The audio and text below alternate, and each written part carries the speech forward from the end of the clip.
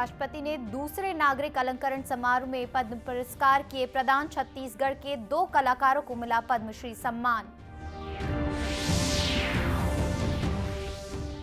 Bharatiya Janata party का आज अपना 44वां स्थापना दिवस मना रही। प्रधानमंत्री ने कार्यकर्ताओं को किया संबोधित।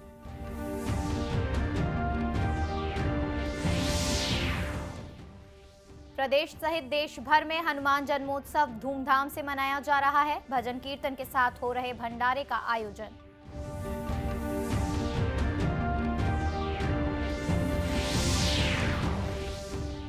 और कोरिया जिले की स्व सहायता समूह की महिलाएं गोधन न्याय योजना का लाभ लेकर बन रही है आत्मनिर्भर।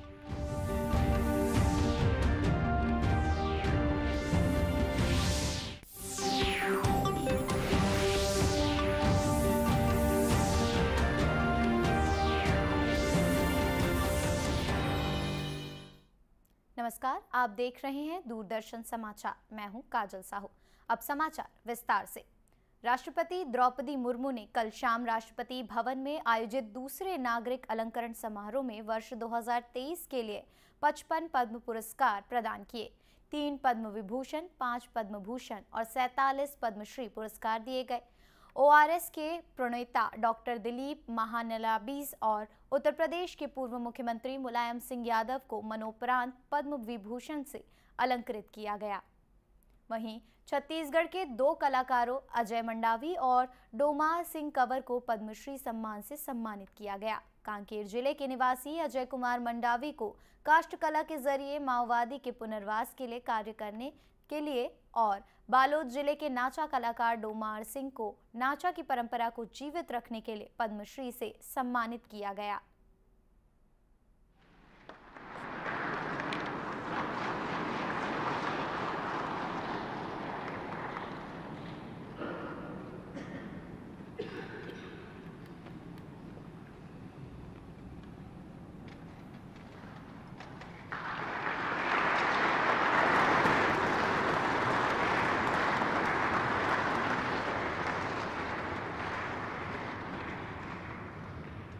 श्री अजय कुमार मंडावी, शिल्प कला, काष्ठ नक्काशी।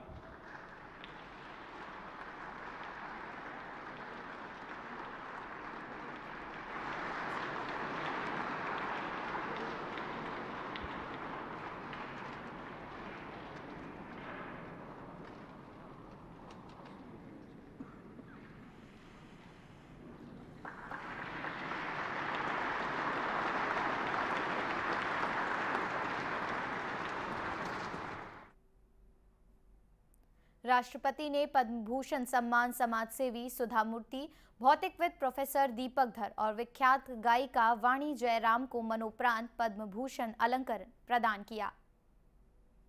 भारतीय जनता पार्टी आज अपना 44वां स्थापना दिवस मना रही है। प्रधानमंत्री नरेंद्र मोदी ने आज सुबह पार्टी कार्यकर्ताओं को वीडियो कॉन्फ्रेंस के माध्यम से संबोधित किया। उन्होंने कहा कि सामाजिक न्याय केवल एक राजनीतिक नारा नहीं है, बल्कि भारतीय जनता पार्टी के लिए ये एक आस्था का मूल मंत्र है। उन्होंने कहा कि अनेक राजनीतिक दलों ने सामाजिक न्याय के नाम पर जनसेवा के बदले केवल अपने परिवार की हित अनुसूचित किया है।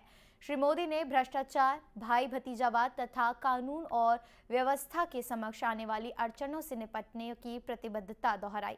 उन्होंने कहा कि जनसंघ के स्थापना के समय पार्टी के पास न तो राजनीतिक अनुभव था और न ही पर्याप्त संसाधन थे। उनके पास केवल मातृभूमि के प्रति समर्पण और लोकतांत्रिक शक्ति के प्रति आस्था थी। श्री मोदी ने कहा कि आज भारतीय जनता पार्टी देश में एक नई राजनीति संस्कृति का नेतृत्व कर रही है। एक भारत श्रेष्ठ भारत पार्टी का लक्ष्य और मंत्र रहा है। सर्वोपरि रहा है। एक भारत श्रेष्ठ भारत जिसकी आस्था का मूल मंत्र रहा है। जब जनसंघ का जन्म हुआ था तो हमारे पास न ज्यादा सियासी अनुभव था, न साधन थे, न संसाधन थे, लेकिन हमारे पास मातृभूमि के प्रति भक्ति, हमारे पास लोकतंत्र की शक्ति थी।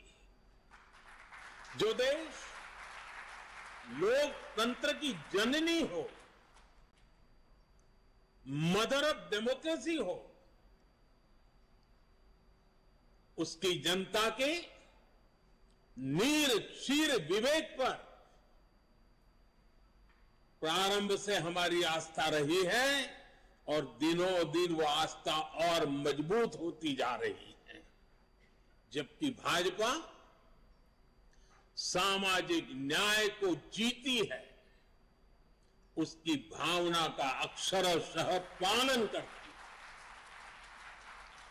80 करोड़ गरीबों को बिना भेदभाव मुफ्त राशन मिलना सामाजिक न्याय का ही प्रतिबिंब है।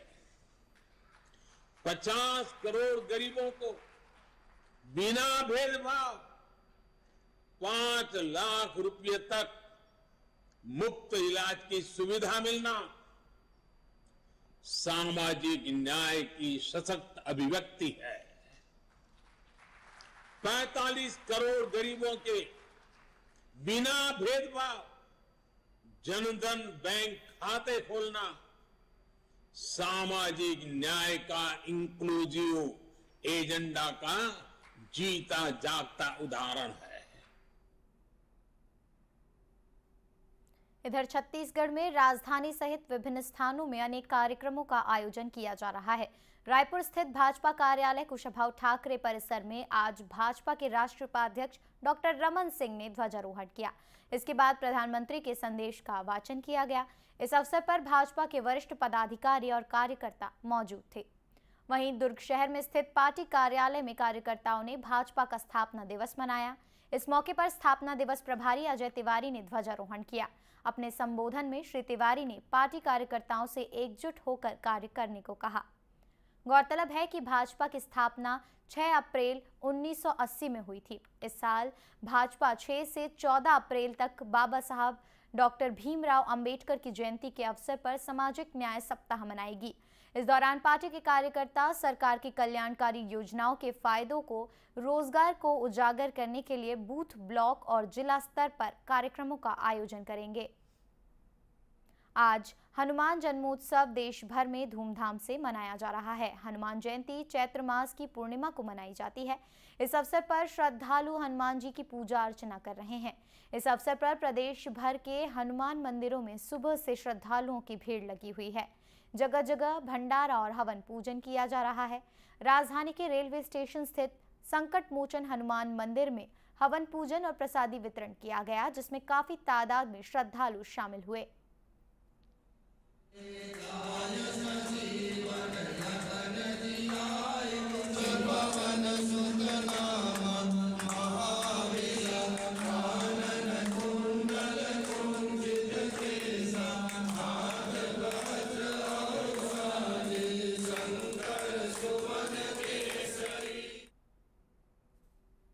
वहीं कबीरधाम जिले में हनुमान जयंती के अवसर पर सुबह से ही भक्तों की भीड़ लगी हुई है।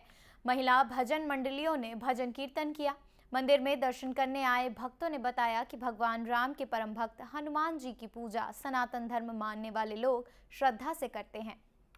भक्त श्री हनुमान जी का जन्मोत्सव है और सनातन धर्म में हिंदू समाज इसे बहुत श्रद्धापूर्वक पूरे हर्षोल्लास से मनाया जाता है। इसी परिप्रेक्ष्य में हम लोग भी भगवान श्री खेड़ापति जी के दरबार में नतमस्तक होकर प्रार्थना करने, समस्त जनता के सुख समृद्धि की कामना करने हुए यहाँ उपस्थित हुए हैं। हनुमान जयंती के अवसर पर मुख्यमंत्री भूपेश बघेल और विधानसभा अध्यक्ष डॉक्टर चरणदास महंत ने प्रदेशवासियों को हनुमान जन्मोत्सव की बधाई और शुभकामनाएं दी हैं। केंद्र सरकार के कृषि मंत्रालय द्वारा चलाए जा रहे किसान वाणी कार्यक्रम के जरिए किसानों को खेती किसानी से संबंधित जानकारियां मिल रही है। बिलासपुर संभाग के किसान भी किसान वाणी के जरिए फसलों को लगाने से लेकर उत्पादन होने तक तकनीकी जानकारी हासिल कर रहे हैं। इस बारे में आकाशवाणी बिलासपुर के कार्यक्रम अधिकारी महेंद्र कुमार साहू ने बताया कि ये कार्यक्रम किसानों और विशेषज्ञों के बीच एक कड़ी का कार्य करती है। एक ऐसा कार्यक्रम है जिसके माध्यम से हम किसानों और विशेषज्ञों के बीच एक पुल का काम करते हैं। खेती किसानी की बात करें तो हमारे इस अंचल के किसान किसानवाड़ी कार्यक्रम के माध्यम से काफ़ी लाभान्वित हो रहे हैं। कृषि के जो आधुनिक तकनीक है, उन्नत बीज है, रोग और कीटों का नियंत्रण कैसे करना है, इसके बारे में विशेषज्ञ जानकारी देते हैं। वहीं किसानों का कहना है कि रेडियो में देश दुनिया की खबरों के साथ ही खेती किसानी से जुड़ी बातें बताई जाती है। विशेषज्ञों की सलाह उन्नत फसलों के उत्पादन में उपयोगी साबित हो रही है। सरकार की जो योजनाएं हैं, जैसे शौचालय है, आपका आवासीय है, ये जन जन तक पहुंचाया जा रहा है। जिस प्रकार पुल बनने से एक ही स्थान से लोग दूसरे स्थान तक जाते हैं, उसी प्रकार जो रेडियो हैं सारी जानकारी बहुत कम समय में उपलब्ध करा रहे हैं। रेडियो के जानकारी मिलते ओकर उपयोग करता हूँ।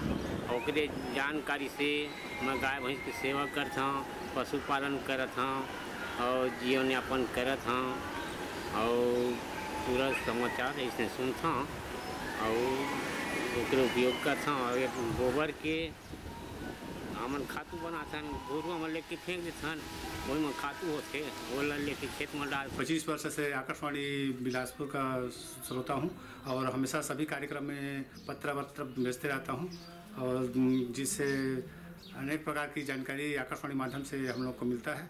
किसानवाड़ी जैसे आपकी पसंद, माटी के स्वर, पत्र मिला, सभी कार्यक्रम अच्छा लगता है। किसानवाणी के जरिए किसानों को खेती किसानी, पशुपालन, दुग्ध उत्पादन, जैविक खाद, मिलेट और मोटा अनाज उत्पादन, मौसम आधारित सुझाव और केंद्र सरकार की विभिन्न योजनाओं के बारे में जानकारियां मिल रही हैं। प्रदेश में गोधन न्याय योजना का लाभ लेकर स्व सहायता समूह की महिलाएं आत्मनिर्भर बन रही है। इसी कड़ी में कोरिया जिले के मनेंद्रगढ़ स्थित गौठान में गोबर खरीदी, वर्मी कंपोस्ट निर्माण कर लाभांश लेने के मामले में समूह की महिलाओं का टर्नओवर 1 करोड़ रुपए से अधिक होने के साथ वे राज्य के पहले स्थान पर हैं।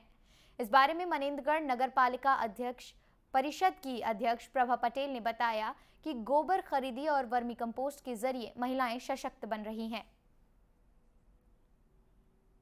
हमारे यहाँ गोबर खरीदी 34,000 क्विंटल हमने अभी तक खरीदा है और जो हमारा वर्मी कंपोस्ट खाद है वो 11,000 क्विंटल है और हमारी विक्रय की प्राप्त राशि में आप आश्चर्य करेंगे कि 1,35,000 हमने मतलब खरीदी विक्रय किया है और उसके बाद लाभांश जो हुआ है वो 36 लाख और 73,000 करीब लाभांश हुआ है। इस तरह से हमारी जो समूह की महिलाएं हैं, हमारे समूह में 73 महिलाएं हैं और पूरा खाद बना रही हैं और उसको बेच रही हैं और उनके खाते में वो राशि जा रही है और लाभांश हो रहा है, जिसको हमने आपको बताया। इस तरह से हमारी महिलाओं की आर्थिक स्तर बहुत मजबूत हो रहा है। वहीं समूह की महिलाओं ने बताया कि वे अच्छी आमदनी हासिल करके अपने परिवार का भरण पोषण कर रही हैं। हम लोग सभी चीज़ का सहयोग हुआ था, ऐसा कि नहीं हुआ थे नहीं, लेकिन हम लोग उसके लिए हम लोग धन्यवाद करते हैं कि ये योजना बहुत सुंदर से खोल दिया है। महिलाओं को बैठे रहते थे घर में, उसके लिए काम मिला। चाहूँगी कि मनेंद्रगढ़ में जैसे कई पशुपालक हैं जिससे हम लोग गोबर खरीदी करते हैं। इसके बाद में हम लोग गोबर को कम से कम 15 दिन तक ठंडा करने के लिए रखते हैं और वार्डों में हमारी बहनें हैं जो कचरा कलेक्शन का काम भी करती हैं, तो उससे हम लोग को जो सब्जी का छिलका वगैरह मिलता है वो भी हम लोग मंगवाते हैं। पहले हम लोग गोबर डालते हैं, उसके बाद में गीला कचरा, फिर गोबर ऐसे करके गोबर की टंकी में परत बाय परत रखते हैं। गौरतलब है कि गोधन न्याय योजना के तहत प्रदेश के ग्रामीण और शहरी इलाकों में स्थित गौठानों में गोबर खरीदी, वर्मी कंपोस्ट बनाने के साथ ही गोबर से विभिन्न उत्पादों को बनाने का कार्य स्व सहायता समूह की महिलाएं कर रही हैं और इसके जरिए वे आर्थिक आमदनी अर्जित कर स्वावलंबी बन रही हैं। इसी के साथ ये समाचार बुलेटिन समाप्त हुआ। नमस्कार।